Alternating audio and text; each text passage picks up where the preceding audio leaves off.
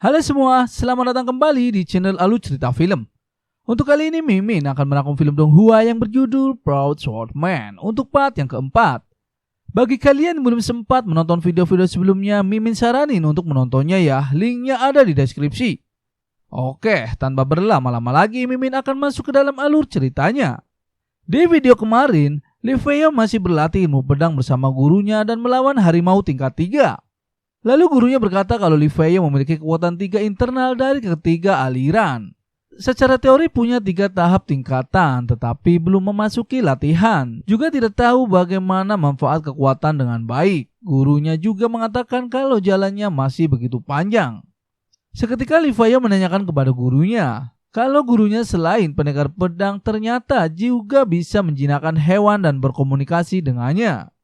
Tak selang berapa lama Nona Xinhui datang dan menghampirinya. Ia mengatakan kalau ia kebetulan sedang mencari udara dan bertemu dengannya. Tuan Cheseng pun mengantuk dan ingin beristirahat terlebih dahulu. Lalu Nona Xinhui mengatakan kepada Li Fei kalau latihannya berguna juga. Ia melihat Li Fei sedikit ada kemajuan dalam berlatihnya. Li Fei pun menjawab kalau ia masih mempunyai kekuatan untuk melawan harimau putih lainnya. Tapi harimau itu adalah harimau tingkat 3. Dan Nona Xinhui meminta berlatih bertarung dengannya. Namun gurunya mengatakan kalau Nona Xinhui adalah Rana Sutra Azur tingkat 4. Sedangkan Li Fei baru mau mulai latihan dasar. Pasti tidak mungkin untuk mengalahkan Nona Xinhui. Waktu pun berlalu. Di pagi harinya Li Fei berlatih untuk mengendalikan pedang. Namun ia masih tetap tidak bisa menguasainya. Lalu gurunya berkata, energi pedang melatih fisik dan kekuatan ledakan. Pengendalian pedang mengandalkan dorongan energi mengalir. Tak selang berapa lama, Li Fei pun berhasil menguasai pengendalian pedang. Nona Xinhui pun berkata kepada Tuan Chen Sen kalau Tuan Chen Sen mengajari trik tersebut hanya untuk keren-kerenan saja. Lalu Tuan Chen Sen menjawab, pengendalian pedang adalah keterampilan dasar pendekar pedang, bukan untuk keren-kerenan. Juga dapat memberikan efek mengejutkan dalam pertempuran.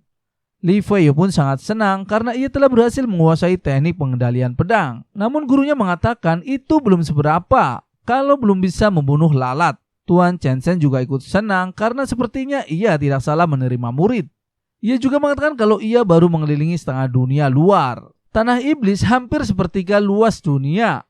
Kota Bayu ini terletak di persimpangan antara tanah manusia dan iblis.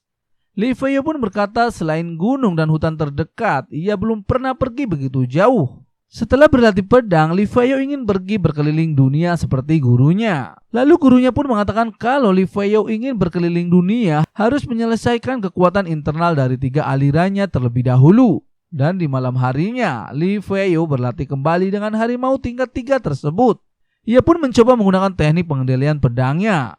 Di saat bersamaan, Nona Xinhui berkata, ia melihat Li Fei seharusnya telah mendapati tahap kedua pendekar pedang. Tuan Chen Sen langsung mengatakan kepada Li Fei, jika ingin mencapai tahap kedua pendekar pedang, lakukan 4 kali gerakan sekaligus. Dan gurunya di waktu latihan dulu ia bisa menggunakan 5 gerakan sekaligus. Lalu Li Fei mencoba menggunakan teknik yang diajarkan oleh gurunya. Ia langsung menggunakan gerakan pedang berturut-turut. Gurunya dan Nona Xinhui pun terkejut karena Li Fei menggunakan teknik gerakan sampai 9 berturut-turut. Di saat Li Fei akan menggunakan teknik gerakan yang ke-10, tiba-tiba ia tidak bisa mengendalikan dirinya. Gurunya pun memberhentikannya karena Li Fei tanpa sadar ia menggunakan kekuatan internal 3 alirannya. Gurunya merasa heran dan aneh kepada Li Fei karena di saat ia menggunakan kekuatan 3 alirannya, ia tidak kehilangan kendali. Dan kemungkinan itu semua karena dituntun oleh energi pedang. Lalu Li Fei bertanya kepada Xinhui berapa ia mengayunkan gerakan pedangnya. Nona Xinhui pun menjawab kalau Li Fei menggunakan gerakan pedangnya sampai 9 bahkan 10 gerakan. Gurunya juga mengatakan kalau Li Fei telah mencapai tahap kedua dan melangkah 1 tahap lagi untuk menjadi puncak tahap ketiga pendekar pedang. Ia pun sangat senang karena ia benar-benar menjadi pendekar pedang. Beberapa waktu kemudian Tuan Chen Sen bertemu dengan Pak Tua Bayu. Ia bertanya kepadanya kalau ia merasa Pak Bayu sudah memperhitungkan semuanya dan ia minta penjelasan siapa sebenarnya asal-usul Li Fei. karena ia baru berlatih tapi langsung bisa menembus 2 tingkat kekuatan pedang. Dan ia menebak kalau Li Feiyo diperkirakan akan mampu menembus Rana Sutra Azur tingkat 4 dalam waktu singkat. Lalu Pak Tua Bayu menceritakan di saat ia akan bertemu pertama kali dengan Li Feiyo, ia langsung membawanya ke tempat Pak Tua Bayu dan memberikan beberapa buku, juga memberinya 1 burung suci Zhongming. Dan Tuan Chen Zhen menanyakan walaupun Pak Tua Bayu ada rencana selanjutnya kepada Li Feiyo. Namun sekarang Li Feiyo adalah murid Tuan Chen Zhen dan kedepannya ia akan menjalaninya sendiri. Dan tak selang berapa lama Tuan Chen Zhen merasakan kalau ada sesuatu yang akan menembus ke dunia manusia, ia pun akan melihatnya. Dan dari Li Feiyo, Tuan Chen Zhen akan pergi dan ia meminta Li Feiyo pergi ke Gunung Pedang untuk mendapatkan pedang. Sebelum sampai ke Jianshan harus berkultivasi sampai Rana Sutra Azur tingkat 4. Lalu temukan pedang bagus dan kembali. Dan yang terbaik adalah pedang 9 lubang langit mistik, juga bisa pedang Dewa Hongling. Dan Tuan Chen Zhen pun memberikan nasihat kepadanya. Sesuatu di dunia sulit dibedakan mana benar dan mana yang salah. Hati manusia bahkan lebih sulit ditebak. Ia juga meminta kepada mereka semua untuk jangan terlibat masalah dan harus selalu di jalan yang benar. Ia juga mengatakan untuk menggunakan energi pedang untuk menekan kekuatan internal 3 alirannya. Sebelum energi pedang matang, jangan menggunakan sembarangan. Li Feiyo pun berterima kasih kepada gurunya.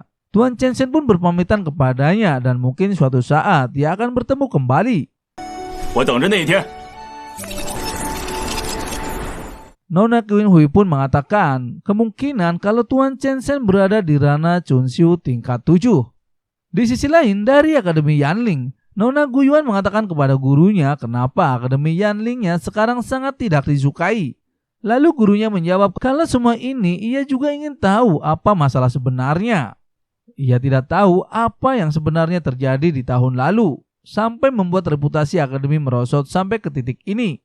Dan dari Li Feiyo, ia sudah bertahun-tahun tinggal di rumahnya dan ia enggan di saat ia akan pergi meninggalkan rumahnya. Karena rumah itu adalah tempat tinggal yang bisa membuatnya hidup lebih baik dan banyak menyimpan kenangan. Dan ia harus tetap pergi untuk mencari pedang barunya.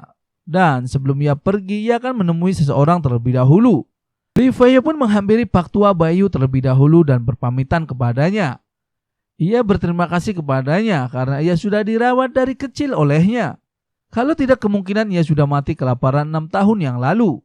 Li Feiyo sudah tahu kalau diam-diam Pak Tua Bayu telah membantu dan mengirim Xiaoxi untuk melindunginya. Ia pun sangat berterima kasih kepadanya. Lalu di saat Li Feiyo akan pergi, Pak Tua Bayu memberikan sebuah sarung pedang kepadanya. Nona Qin Hui mengatakan kalau sarung pedang itu adalah sebuah pusaka.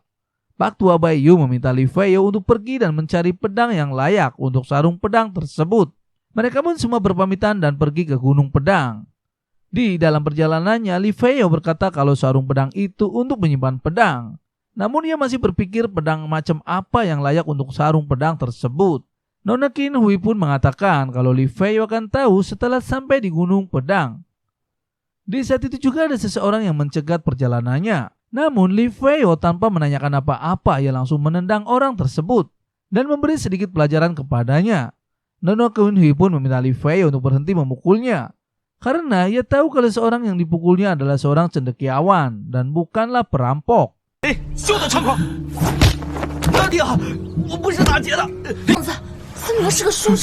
Lalu iblis rubah itu, yaitu Nona Huan, berkata kalau ia pernah membaca buku dan mengatakan kepada para cendekiawan kalau mereka selalu memiliki cerita dengan dewa rubah.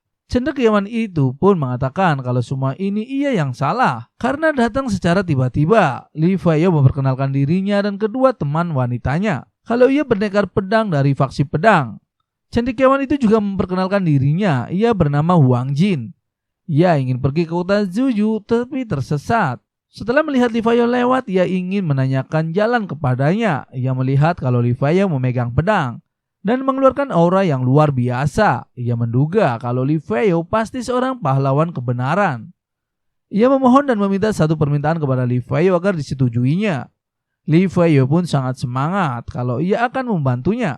Dan ternyata Huang Ji meminta Li Feiyo untuk membantunya menikah. Mereka pun semua terkejut. Dan apa yang akan terjadi selanjutnya, Mimin akan bahas di episode berikutnya ya. Terima kasih.